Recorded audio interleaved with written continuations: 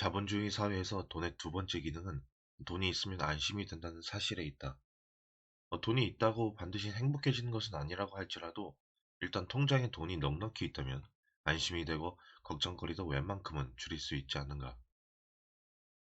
이 병에 걸렸을 때 불치병이 아니라면 돈으로 치료를 받을 수 있다. 실수로 사람을 죽였어도 돈이 있으면 그 가족에게 위자료를 주고 합의서를 받아내서 형량을 적게 받을 수도 있다. 이 돈의 세 번째 기능은 기회를 만들 수도 있다는 사실이다. 오 헨리의 단편 가운데 황금의 신과 사랑의 사수라는 것이 있다.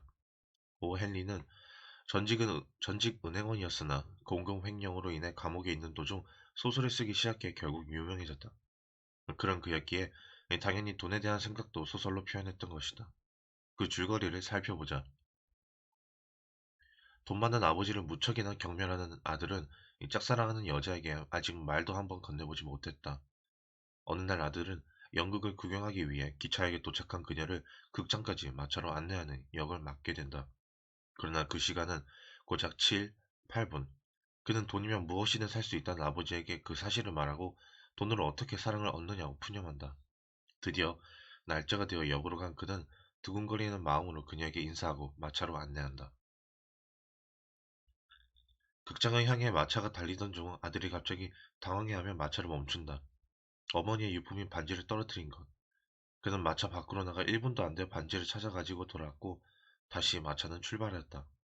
그러나 그 1분 사이에 다른 차들이 길을 막아버렸고 넓은 굉장히 넓은 광장에 수많은 집마차, 승용차, 짐차 등으로 인해 온통 아수라장이 되어가고 있었다.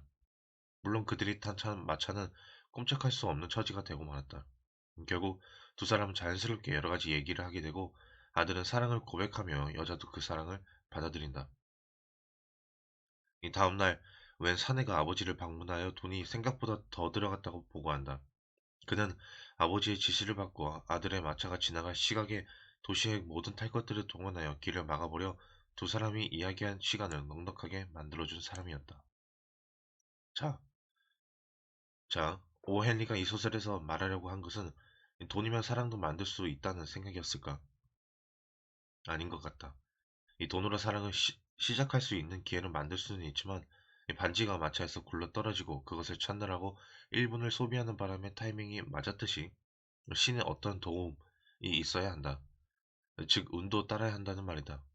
게다가 아무리 두 남녀가 오래 이야기할 기회를 갖게 되었다고 할지라도 서로가 상대방에 대해 사랑의 씨앗이라고는 할 수 있는 필도 있어야 비로소 돈은 그 기회를 열매 맺게 한다는 뜻 아니었을까? 이 돈이 주는 기회를 생활에서 찾아보자. 우리의 여름밤은 무덥다. 아무리 사이가 좋은 부부라고 할지라도 아열대의 밤에는 더워서 섹스고 나버리고 귀찮아질 것이다. 이 샤워를 하고 난 뒤라도 할지라도 마찬가지가 아닐까. 하지만 에어컨이 있다고 치자. 그래서 방 안이 싸늘해지경이 이러면 추워서라도 서로를 더 껴안게 된다. 그래서 어느 에어컨 회사는 침실까지 시원해 라는 광고 카피로 오래전 히트를 쳤다. 그러나 에어컨 살 돈과 그것을 틀 만한 돈이 있다고 해서 모두 다 부부 금실이 좋은 것은 아니다. 사랑이 기본적으로 있어야 비로소 에어컨 바람도 재구시를 하게 된다. 룸살롱에서는 팁을 몇만 원씩 뿌리면서도 아내에게 꽃 한 송이 사다 줄 줄 모르는 남자들에게 돈은 오히려 파탄의 기회만 제공하지 않는가. 돈이 재구시를 하려면 돈이 아닌 다른 가치가 바탕에 깔려 있어야 한다. 결국 돈이 행복의 첫 단추를 채울 기회를 주는 기능을 갖고 있기는 하지만 이 나머지 단추들은 모두 다른 요소들이 좌우한다는 말이다.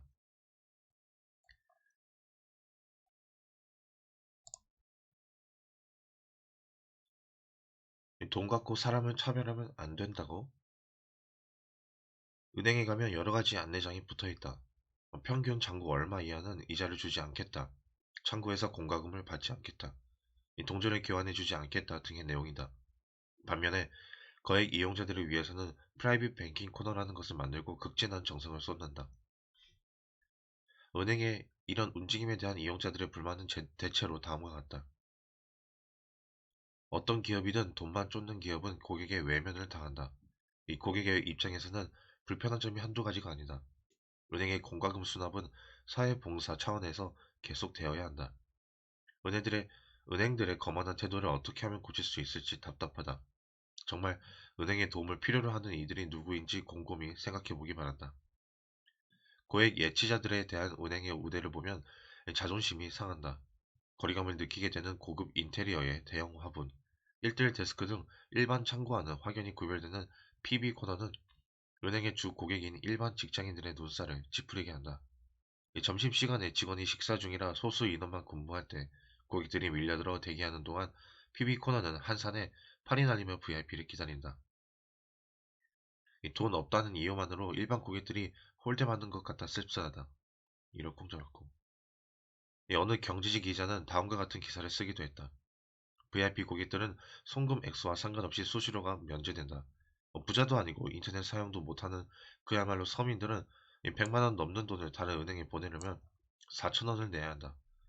부자 고객에게 각종 무료 서비스와 선물을 제공하는 데 따른 손실을 서민들에게서 번 돈으로 보전하는 셈이다. 나는 은행을 자주 이용하는 사람이 절대 아니다. 하지만 은행에서 그렇게 하는 것은 지극히 당연하다. 그들도 당신처럼 제한된 시간과 제한된 인력으로 돈 벌고자 애쓰는 사람들일 뿐이다. 은행이 거만하다고?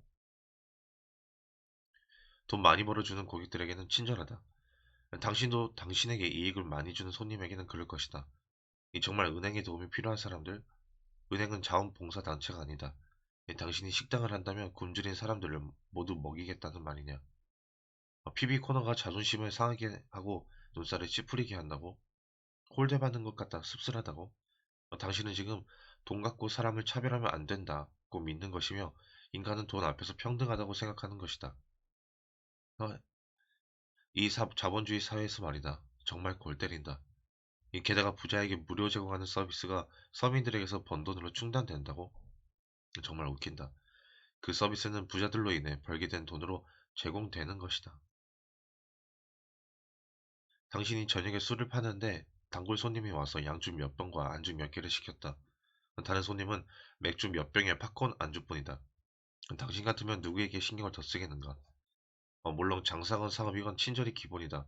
은행이 참으로 미숙한 것은 거절하는 데 있어서도 미소를 가득 띄어야 한다는 것을 모른다는 점이다. 이 공연장에서 무대가 잘 보이고 음향도 좋은 자리는 당연히 비싸다. 유독 한국에서는 불이 꺼지고 공연이 막 시작되려고 하면 재빨리 자기가 산 좌석보다 더 비싼 빈 좌석으로 옮기는 사람들을 자주 보게 된다. 나는 예전에 우리나라 비행기에서 1등석이나 2등석 좌석에 미친 척하고 앉아있는 3등석 손님들도 보았다. 승무원이 자리를 옮겨줄 것을 요구하면 얼굴이 벌개져서 자리를 옮기는 사람도 있지만 비어있는 좌석인데 좀 앉아간다고 무슨 일 생기는 것도 아니지 않소. 그냥 앉아 갑시다 라고 오히려 큰 소리 치는 사람들도 있다. 이 디즈니랜드에서 디즈니가 직영하는 호텔에 투숙하면 다른 사람들보다 입장을 1시간 이상 빨리 허용한다. 이 돈 갖고 사람을 차별한다는 말이다. 내가 만약 용인 에버랜드의 사장이라면 1등선 입장권을 매우 비싼 값에 별도로 팔 것이다. 그리고 모든 줄서기에서 1등석 입장객과 일반 입장객을 구분할 것이다. 런던 국제공항에서는 1등석 승객을 위한 별도의 출입구까지 준비되어 있다. 파리에서도 뉴욕행 콩고르 비행기 승객들은 출발 이전부터 완전히 분리된 대우를 받았다. 내가 경험한 바로는 9.11 테러 이후 미국 공항에서도 1등석 승객은 검색대에서 우선권을 부여받는다. 이게 자본주의다. 스키장에서도 회원들이 이용하는 리프트와 비회원 리프트는 구분되어 있지 않은가. 비회원이 비회원 전용 리프트를 타려고 길게 늘어서 있는 것은 당연한 것이다. 그럼에도 불구하고 다 같은 인간인데 줄까지 차별하다니 너무한다. 돈 없다고 괄시하니 서로 못 살겠네. 나중에 생각을 한다면 당신은 평생 부자로는 살지 못할 것이다. 나는 찢어지게 가난했을 때도 그런 생각을 전혀 해본 적이 없는데 왜 당신은 그런 생각을 하는지 모르겠다. 자본주의에서 돈을 지불하는 대상은 결국 좀 더 편하고 좋은 것을 얻기 위함이다. 당연히 그 질적인 면은 지불하는 돈의 크기와 비례할 수밖에 없다.